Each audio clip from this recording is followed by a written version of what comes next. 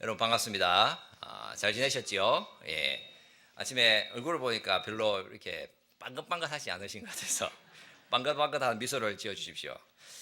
일단 설교를 시작하기 전에 몸 좀 풀겠습니다. 예, 제가 몸 좀 풀겠습니다. 여러분 뭐 설교하기 전에 진짜 몸 푸는 목사 본 적 있습니까? 예, 없지요? 예, 몸 좀 풀어보겠습니다. 예, 이렇게 이렇게. 예. 예, 이게 몸 풀었습니다. 자, 예, 웃으셨으니까 우리 함께 이제 말씀에 집중해서 말씀을 같이 살펴보겠습니다. 오늘 이 본문에서 우리가 지금 누가복음에서 계속 비유의 말씀을 보고 있지 않습니까? 비유가 들어 있습니다. 그 말씀이 24절부터 26절 말씀까지 나오고 있습니다. 잠시 그 이야기를 들여다보겠습니다. 한 귀신이 있었습니다. 귀신이라고 번역된 이 말은 깨끗하지 않은 영이라는 것입니다. 이 귀신이 한 사람 속에 들어가서 거기에서 살고 있었습니다. 이 귀신이 무슨 마음이 들었는지 그 사람을 떠나서는 다른 곳으로 갔습니다. 귀신도 여러분 쉴 자리를 찾아서 다니고 있는 것이지요. 그런데 나가보니까 쉴 곳이 없었습니다. 그래서 이 귀신이 옛 시절을 그리워하면서 자신이 이전에 살았던 그곳으로 다시 돌아가고 싶어 했습니다. 그 사람 속에서 살던 그 때가 너무나도 그리웠던 것입니다. 그래서 그 사람에게 갔습니다. 다시 갔습니다. 가보니까 어떤 놀라운 일이 벌어져 있었습니다. 그 사람의 심령이 깨끗해져 있었습니다. 그래서 성경에서 말씀하기를 그 집이 청소되고 수리되었다라고 말씀을 합니다. 그 귀신이 비로소 다시금 그곳에 안식할 수 있는 장소를 찾은 것 같았습니다. 그래서 이번에는 자기의 동료 귀신들 7마리를 더 데리고 들어가서는 그 사람 안에 함께 거하게 되었습니다. 귀신이 들렸었던 그 사람의 그 형편이 훨씬 더 안 좋아지게 된 것입니다. 이전에는 여러분 한 귀신만 머물렀었는데 이번에는 더 강하고 더 많은 귀신들이 그 사람 속에 한꺼번에 머물게 되었습니다. 그래서 주님이 하시는 말씀이 그 사람의 나중 형편이 전보다 더 심하게 되느니라 이렇게 말씀을 하셨죠. 여러분 이것이 비유의 말씀입니다. 이 짧은 비유를 통해서 주님께서 우리들에게 하시고자 하는 말씀이 있습니다. 대단히 특이한 비유이죠. 귀신이 머물다 간 그 자리는 너무나도 고요해져 있었습니다. 하지만 잠시 후에는 귀신들 부대가 그 사람 속으로 들어갔습니다. 우리가 이 비유의 말씀을 듣고 이 비유를 들고는 주님의 음성을 듣고 우리의 삶을 우리가 주님께 드리도록 했으면 합니다. 이 비유의 말씀을 주신 배경을 먼저 살펴보겠습니다. 여러분 이 말씀의 배경은 14절 말씀부터 확인을 할 수 있습니다. 예수께서 말 못하는 귀신이 들린 사람, 즉 벙어리 귀신 들린 사람에게서 귀신을 쫓아내셨습니다. 귀신이 그 사람이 말을 하지 못하도록 막았습니다. 하지만 예수께서 그 사람을 고쳐주셨죠. 그런데 유대인들에게서 아주 다양한 반응들이 나오기 시작했습니다. 어떤 사람은 이렇게 말했습니다. 예수가 귀신의 왕인 바알세불을 힘입어 귀신을 쫓아낸다고 했습니다. 그러면서 어떤 사람은 하늘로부터 오는 표적을 보여달라고 했습니다. 이에 주님께서 말씀을 하셨지요. 어떻게 귀신의 왕인 바알세불을 힘입어 귀신을 쫓아낼 수가 있느냐? 귀신이 귀신을 쫓아내면 그 나라가 설 수 있겠느냐? 그러면서 주님께서 하신 말씀 23절 말씀입니다, 여러분. 거기에서 보시면 나와 함께 하지 아니하는 자는 나를 반대하는 자요 나와 함께 모으지 아니하는 자는 해치는 자니라. 이 말씀이 비유를 해석하는 열쇠가 되는 구절입니다. 이 구절에서 반복이 되는 말씀이 있습니다, 여러분. 그 말씀이 바로 나와 함께라는 말씀입니다. 여러분 너무나도 중요한 말씀이죠. 예수께서 우리에게 하시는 말씀이 나와 함께 하지 아니하는 자는 나를 반대하는 자요 나와 함께 하지 모이지 않는 자는 흩어버리는 자다라고 말씀을 하셨습니다. 이 구절에서 의미하는 바 예수 그리스도의 배타성, 예수 그리스도의 유일성을 강조하시는 말씀이죠. 이전에 주님께서는 포용성과 다양성을 말씀하신 적이 있었습니다. 가령 여러분 누가복음 9장 50절 말씀을 보시게 되면 주님께서는 제자들을 향해서 이렇게 하신 말씀이 너희를 반대하지 않는 자는 너희를 위하는 자다라고 말씀을 하셨습니다. 이 구절을 생각을 해보십시오. 여러분, 너희들을 반대하지 않는 사람은 너희들을 위하는 사람들이다. 여러분, 이 말씀은 예수의 이름을 반대하지 않는 자는 너희를 위하는 자다라는 대단히 큰 관대함을 나타내신 것입니다. 어떤 유대인이 귀신을 쫓아냈을 때에 예수님이라는 그 이름을 이용해서 귀신을 쫓아냈던 상황이었습니다. 그런데 제자들은 그 사람이 누구인지를 몰랐죠. 제자들이 모르는 사람이 예수의 이름을 이용해서 귀신을 쫓아냈을 때에 제자들은 그 사람에게 이제는 더 이상 그 이름을 사용하지 마십시오라고 했습니다. 그 예수의 이름으로 귀신을 쫓아내는 일은 하지 말라고 했습니다. 그런데 주님은 금하지 말라고 하셨습니다. 그는 너희를 반대하지 않는 자니까 그 사람은 너희들을 위하는 사람이다라고 주님께서는 대단히 큰 포용성과 관대함으로 그 사람을 가만히 내버려 두라. 오히려 그 사람이 우리를 위하는 사람이다라고 말씀을 하셨죠. 그런데 여러분, 오늘 본문에서 보시게 되면 주님께서는 나와 함께 하지 아니하는 자는, 나와 함께 모이지 않는 자는 나를 반대하는 자다라고 아주 강한 어조로 말씀을 하셨습니다. 독단성, 배타성, 자신의 절대성을 강조하신 말씀이지요. 여러분, 왜 이런 차이가 나는 말씀을 하시겠습니까? 우리가 여러분 이 두 개의 장면을 나란히 두고 보게 되면 주님께서는 예수라는 존재, 예수님의 자기 그 존재와 관련해서는 그 어떤 다양성도 인정하시지 않습니다. 바로 여기에 종교와 기독교의 차이를, 그 심연을 보시게 되는 것입니다. 종교다원주의, 여러분 이런 것은 들어설 수 있는 자리가 없습니다. 기독교가 여러분 예수님과 관련된 것인 한 예수님이 도대체 누구신가에 대해서는 절대적인 배타성을 선포합니다. 예수 그리스도의 자리를 대신할 수 있는 것은 없다라고 말씀을 하시는 것이지요. 예수 그리스도의 그분의 이름이 아니면 다른 이름으로 구원받을 수 있는 또 다른 이름은 없다라는 것입니다. 그런데 이 진리라는 것이 시간이 점점 흘러가면서 희석이 되기 시작했습니다. 종교들이 목소리를 높이면서 이것도 구원의 길이요, 저것도 구원의 길, 무엇이든 믿는다라는 것은 좋은 것이다, 여러분 이렇게 생각하면서 삽니다. 이게 여러분 바로 종말의 강력한 징조입니다. 여러분, 하나님이 자신의 날개 아래로 그의 백성들을 모으실 때에는 오직 예수 그리스도를 통해서 모이게 하셨습니다.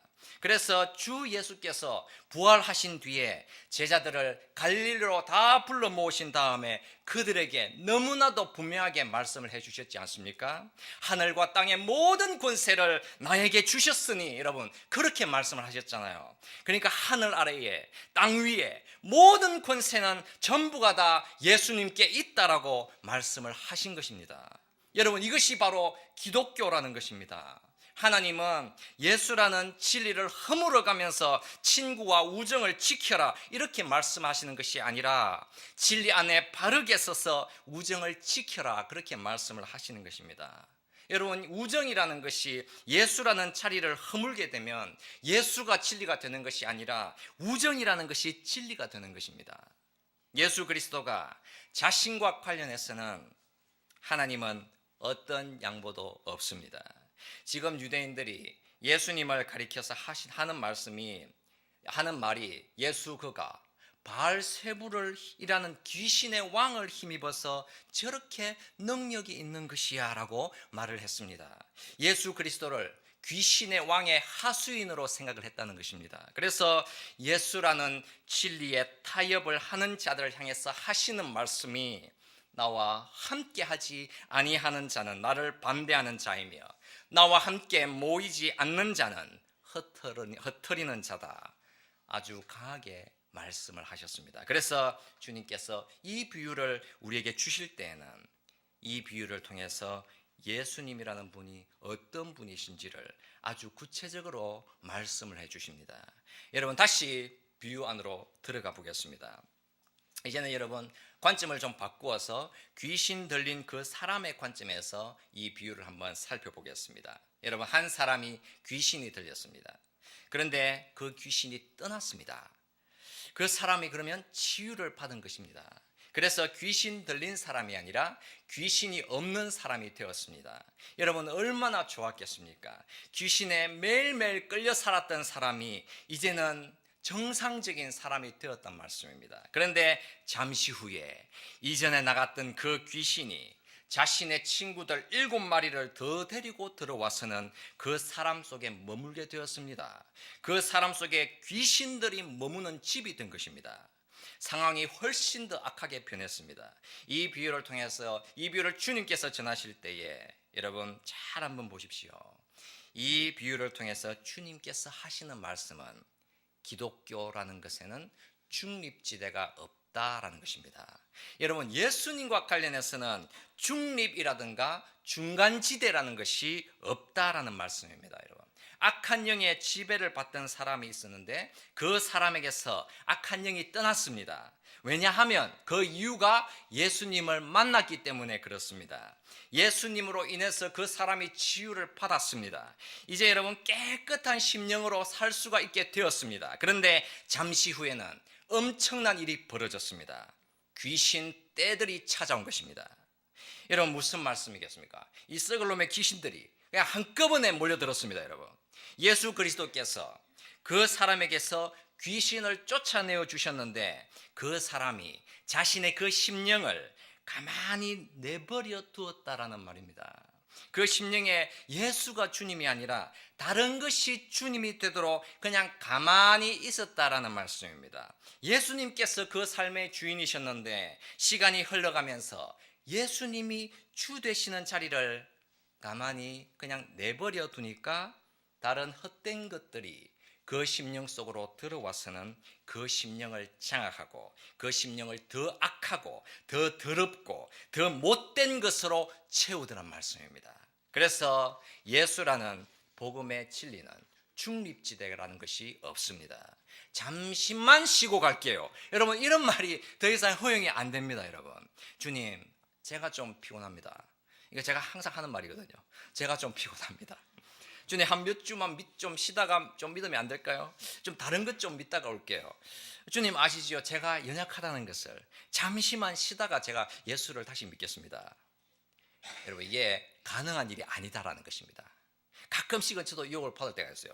교회 몇 주만 떠나면 좋겠다. 뭐 그런 유혹을 받을 때가 있단 말입니다. 여러분. 가서 그냥 그냥 조금만 있다가 예수 믿으면 얼마나 좋을까? 뭐 그런 유혹을 받을 때도 있습니다. 하지만 그것이 가능한 일이 아니다라는 것입니다. 여러분 인생은 길고 시간은 많고 사람은 다양한데 나도 정말 이제는 자유롭고 싶다. 내가 원하는 대로 하고 싶은 대로 하며 살다가 언젠가 좀 때가 되면 다시 주님께로 돌아가면 안 될까라고 하면 여러분 이것이 지금 어떤 상태에 있는 것인지를 주의를 기울여 보아야 한다는 사실입니다. 그 상태는 바로 주님으로 인해서 정결해진 그 심령에 다른 더 악한 것이 그 영에 들어가서 헛된 삶으로 인도하기 시작했다라는 말씀입니다. 그래서 여러분 예수 그리스도 복음에는 중립지대가 없습니다. 그래서 주님께서 하신 말씀이 그는 차라리 태어나지 않았다면 더 좋을 뻔하였다라고 말씀을 하신단 말입니다. 여러분 우리가 이 땅에 태어나서 예수님을 주님으로 믿는 길은 생명의 길인데 태어나서 예수가 아닌 다른 것이 주님이 되면 여러분 그 영혼이 엄청난 위험 앞에 지금 세워져 있는 것이란 말씀입니다. 여러분 이제 본문이 좀 이해가 되시지 않습니까? 이제 조금만 더 실제적으로 이 비유의 말씀을 다가서 보도록 하겠습니다. 몸 좀 풀고 할까요? 그냥 해도 되겠죠? 예, 주님께서 하시는 말씀 중에서 본문 19절 말씀을 여러분 한번 보십시오. 19절에서 내가 바알세불을 힘입어 귀신을 쫓아내면 너희 아들들은 누구를 힘입어서 쫓아내겠느냐? 여러분 이 구절을 한번 잘 들여다보십시오. 여기에서 너희 아들들은 누구를 힘입어 귀신을 쫓아내느냐라고 주님께서 물으시지 않습니까? 이 질문이 여러분 무엇을 의미하는 것이겠습니까? 이 구절을 보시게 되면 너희의 아들들도 귀신을 쫓아낸다라는 말입니다. 어느 정도 귀신을 쫓아낸다라는 것이지요. 여러분 유대인들 중에서도 귀신들을 쫓아내는 사람들이 있었습니다. 퇴마사, 악령을 쫓아내는 사람들, 여러분 그 당시에도 있었습니다.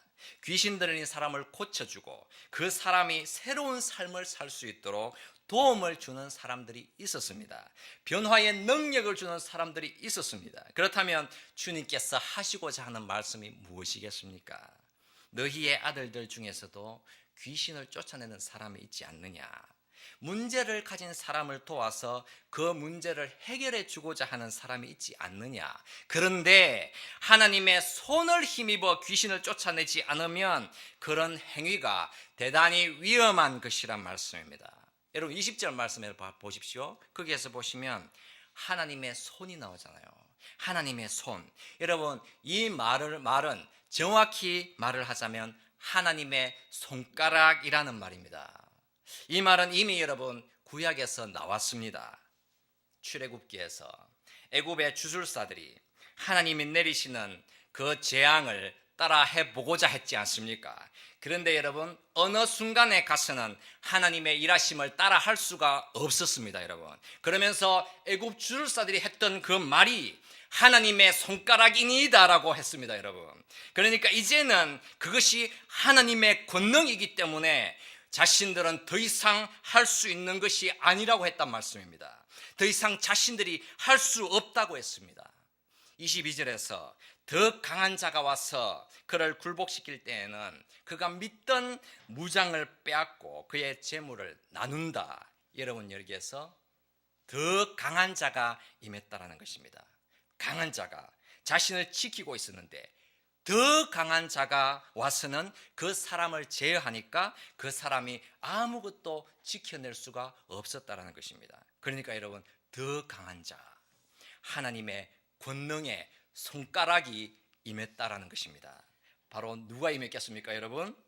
바로 예수 그리스도 하나님의 그 아들이 더 강한 분이시라는 말씀입니다.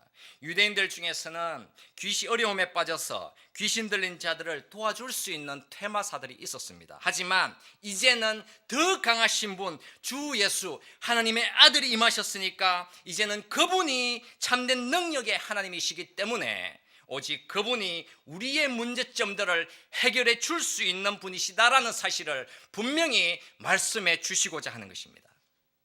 여러분 잘 한번 보십시오.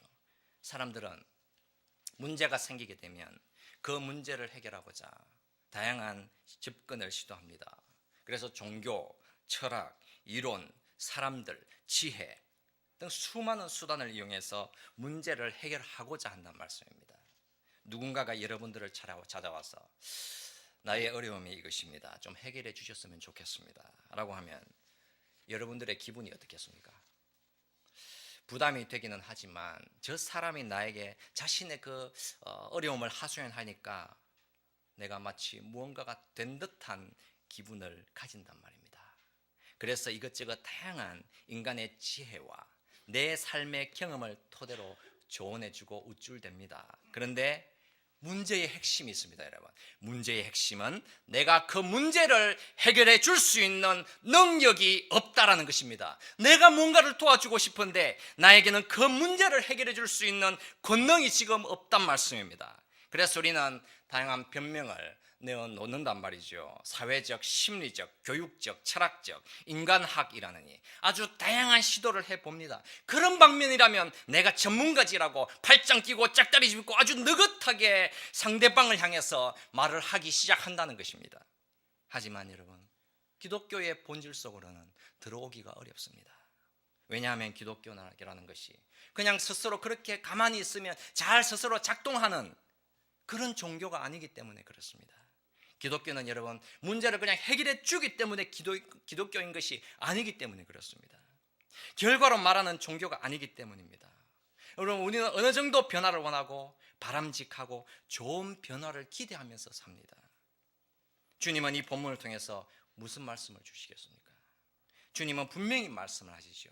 만약에 너희가 내가 아닌 다른 권능을 의지해서 너의 심령을 조절하고 너의 문제를 대한 해결을 하려고 하면 너가 주인이 되는 이상 나중에는 훨씬 더 악해진다. 그 사실을 말씀하시는 것입니다. 여러분 우리가 가지고 있는 중독, 빠져나가기 위해서, 그 문제점 빠져나가기 위해서 여러분 사람들은 다양한 수단을 들고 이것저것 한번 시도해 본단 말입니다. 그래서 어떤 사람은 말을 하죠. 현실적으로 살아라. 여러분 이런 말을 하더라도 이 말 속에 엄청난 함정이 도사리고 있다는 사실을 모릅니다. 여러분 현실적으로 사는 것은 정말 지혜로운 것 같기는 하지만 그 말 속에 예수님의 주되심이 아니라 세상의 지혜를 들고 지혜롭게 잘 살아봐, 여러분 그렇게 하는 말이 우리를 어디로 데려갈지, 우리의 나중 형편이 훨씬 더 악해진단 말이죠. 이 땅에서 여러분 부귀 영화를 누리고 출세하고 번영하여 단란하게 행복하게 그렇게 잘 살아가는 것이 우리의 인생의 목적이라고 한다면 여러분 이것이 얼마나 위험한 삶이겠습니까? 그 속에 예수가 없다면 그 인생 정말 행복하다, 여러분 그렇게 말을 할 수가 있겠습니까? 여러분 문제가 너무나도 많지만 그 문제가 해결되기를 진실로 기도하면서 예수 그리스도의 나의 주되심을 의지하며 걸어가는 그 인생, 여러분 그 인생이 얼마나 복된 인생인지를 모릅니다. 여러분 주 예수가 아니라면 우리는 이전보다도 훨씬 더 안 좋아지게 된다는 사실입니다. 예수 그리스도의 주되심의 그 능력을 의지하는 그리스도인들의 삶이 여러분 이제는 너무나도 다양한 인간의 지혜로 변질이 되어서는 문제 해결의 능력은 자기 통제에 있다, 또는 자존심 회복에 있다, 아니면 자기 만족을 찾아야 한다 하는 여러분 너무나도 기이한 인간의 언어로 포장이 되어서 복음의 능력을 흐트리기 시작한다는 것입니다. 여러분 예수 그리스도의 복음의 능력은 예수님께서 우리를 사로잡으시는 능력입니다. 우리는 그분으로부터 그냥 붙잡혀서 살아가는 인생입니다. 이것이 여러분 복된 인생입니다. 여러분 기이하게도 우리는 너무나도 다양한 인간적인 지혜들이 너무나도 많습니다.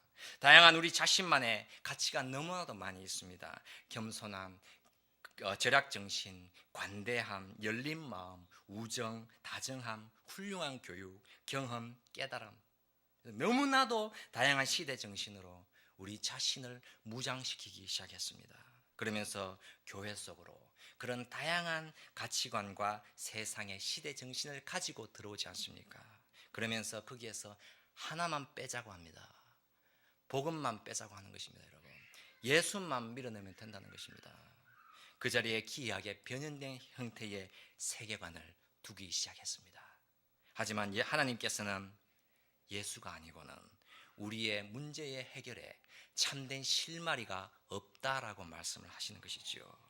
예수님이 우리를 바르게 변화시키는 복음의 능력이 된다라고 말씀을 하시는 것이지요. 그래서 나와 함께하지 아니하는 자는 나를 반대하는 자요, 너무나도 분명하게 말씀을 하시지요. 여러분 이 땅에 이 교회 속으로 흘러들어오는 다양한 여러분 혼합주의를 한번 주목해 보십시오. 새로운 사조가 침투하기 시작했지 않습니까? 바로 신이교주의가 들어왔습니다. 형태는 분명히 그럴듯하게 바람직하게 들어왔습니다. 바른 윤리, 바른 가치관, 바른 도덕, 바른 인간주의, 바른 인간학, 참된 미덕, 너무나도 덕스럽게 밀고 들어옵니다. 신자유주의, 미덕, 진리, 정의, 아름다움, 여러분 이거 지극히 인간적인 가치관으로 포장이 되어서 오늘날의 교회 속으로 그리스도인들의 심령 속으로 침투해 들어옵니다. 내 이성과 내 감성에 맞게 좀 합당하게 설명해 줘봐, 내 머리가 작동하게끔 나를 이끌어봐, 그 가치관이 내 인생을 윤택하게 웰병을 준다고 한다면 무엇이든지 도움이 되는 것이라고 이렇게 여러분 다양하게 밀고 들어온단 말씀입니다. 하지만 예수님은 빼자라고 한다는 사실입니다. 이제 인간은 그리스도의 복음만으로는 절대로 충분하지 않습니다. 그렇게 교묘하게 사탄이 이용을 하기 시작했다는 것이죠. 교회가 여러분 삼위일체 하나님을 예배하는 공동체만으로는 결코 충분하지 않습니다.